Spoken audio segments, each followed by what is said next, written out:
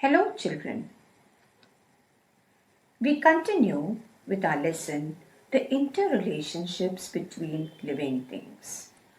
I am sure you would have enjoyed and understood the earlier videos. The beautiful artwork on the title slide has been done by my student Swara Suji. Thank you, dear Swara. In the earlier two videos, we learned that animals and plants give us abundantly.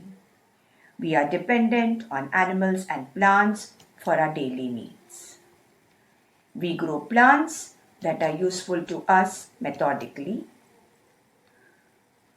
A farmer plows the field, he sows the seeds, he waters them regularly using drip and sprinkle irrigation. He gives manure from time to time and he sprays pesticides to protect them from harmful pests. Now it is important to maintain the balance of the food chain. For example, if we kill snakes, the rat population will increase and cause more harm to our crops. And if we kill frogs, the population of insects will increase, that will also destroy our crops. So we need to take care to maintain the balance of the food chain by not harming animals. Think and tell, why does the daman or the rat snake live near the fields? You know, rats are enemies of crops, so the daman snake eats up the rats and thus protects the field. Animals living in water are called aquatic animals. Animals that can live both on land and water are called amphibians. Animals that can soar, glide and fly high are called as aerial animals. Animals living on land are called terrestrial animals. Some animals live on trees, they are called as arboreal animals. Birds too find trees very useful to build their nests. Animals help in seed dispersal. Birds eat fruits and disperse the seeds through their droppings. The bird fruit sticks to the fur of animals and is dropped by them when they are grazing, so it grows in new places. And egret sits on the buffalo's back so that it can eat the insects that is available in the grass. We have 3 seasons: the rainy season from June to September, the cold season from October to January, and the summer season from February to May. In the rainy season, we wear raincoats, we carry an umbrella. You can see the lady in the farm working with a hood on her head. In winter, we protect ourselves by wearing woolen clothes.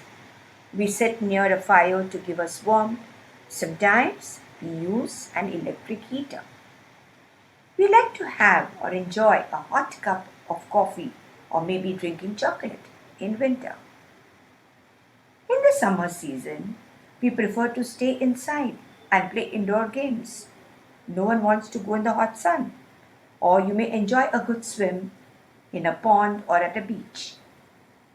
And Grandpa loves to sit in the veranda of the house and use the hand fan to keep himself cool. We have a question. What's the solution? Gurpreet has to play a coco match in the afternoon. She must protect herself from the heat. Now you know it's very hot, but she has to play. She's a sports person. So what does she do? What will you advise her? Well, she can wear clothes that will cover her arms so that she will not get sunburnt. She may use sun lotion. She has to drink a lot of water so that she does not get dehydrated. At the same time, wear a cap on her head to protect herself from the heat of the sun. Just as the 3 seasons affect us, they affect all living things too. We see changes taking place in the living world year after year.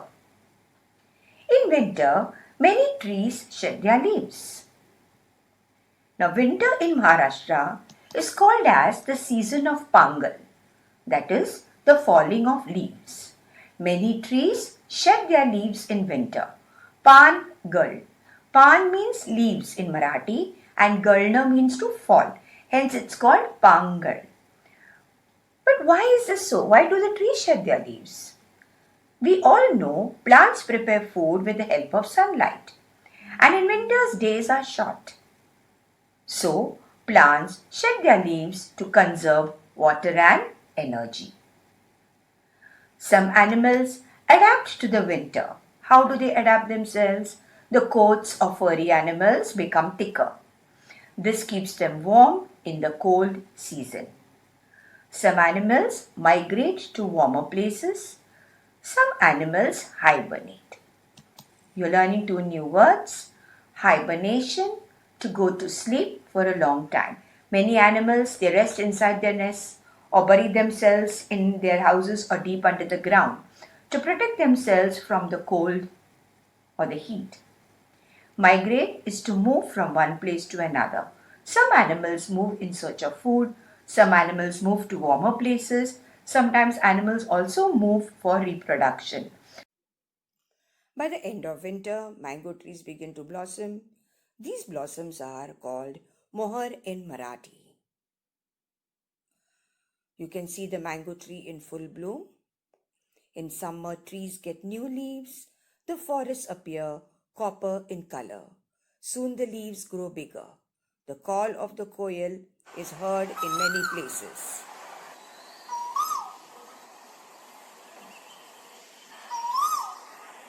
Plants start flowering and nature is at its full bloom. The insects return to the flowers. Birds get ready with their nests and hatchlings. It is time for Holi Vasant Ritu. In summer, the market is full of mangoes and watermelons. The Konkan region is particularly famous for mangoes. Red, yellow cashew apples can be seen on the hillsides in the Konkan region. In June, dark clouds appear in the sky. By this time, we get jackfruits, jamuns, and karvandas. As soon as it begins to rain, the seeds of grass and other plants begin to sprout and it becomes green everywhere. This greenery is soothing after the hot summer months. Sometimes we see the rainbow in the sky. The picture you can see the two children with a rainbow, courtesy my student Komal. Thank you, Komal. The loud croaking of the frogs can be heard in the rainy season.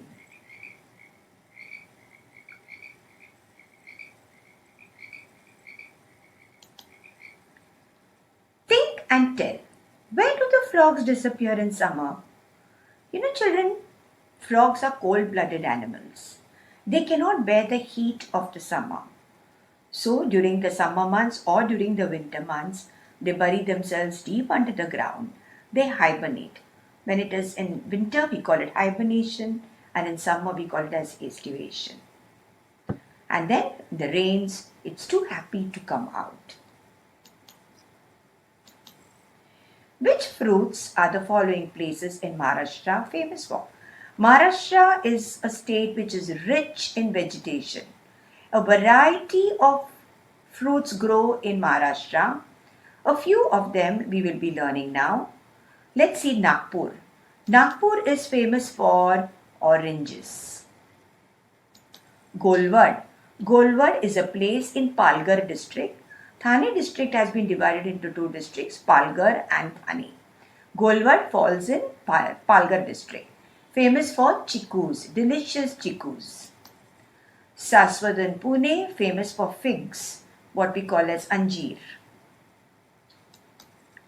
Devgarh in Sindhudurg, the famous Apus mangoes, the king of all fruits. And Jalgaon is famous for bananas. An activity which shows the different seasons, the summer, the monsoon, and the winter season, or the pangal. I'm sure you will enjoy doing this activity, dear children. I'm sure you would have followed the video well. Solve the exercise very neatly in your notebook. Thank you, children. Stay safe. The beautiful artwork on your screen by my student Prathamesh. Thank you, Prathamesh.